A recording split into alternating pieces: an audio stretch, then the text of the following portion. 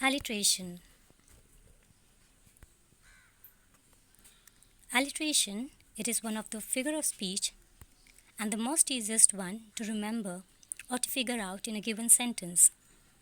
One just need to look for the repetition of the initial, that is the first letter, or you can say the first consonant sound of the words in a given phrase, sentence, or a short paragraph. For better understanding, let's go through the first example. We saw a snake slithering by on our way home. In this sentence, you can see that the letter S sound is repeated thrice. Firstly, in saw, secondly, snake, and thirdly, in the word slithering. Remember that for alliteration, same sound should be repeated and all those sounds should be the first consonant of the word. The sound of the S in saw is sir, and it is the same sound for snake and slithering, that is sir.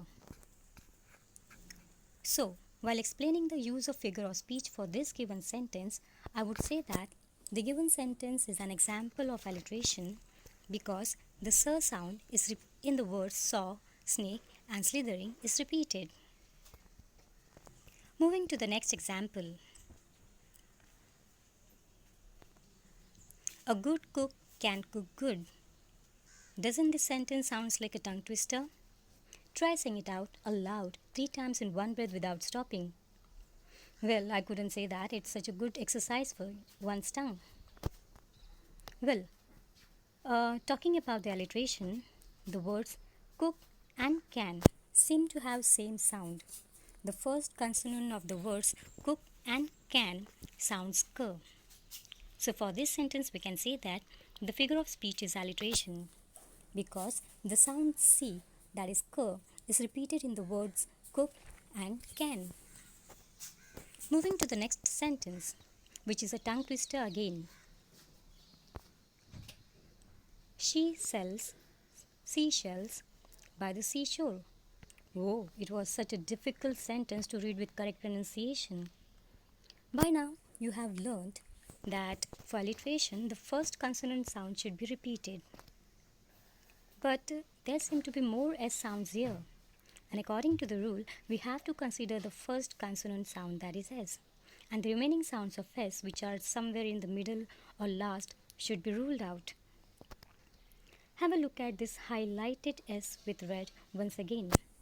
Though they all are the letter S, they look alike, but do they sound alike?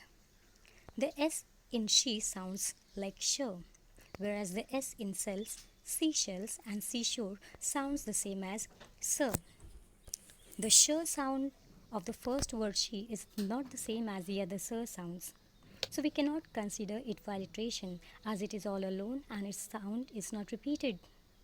So for this sentence we can say that the figure of speech is alliteration because the sir, that is S, is sound S is repeated in the words sells, seashells, and seashore.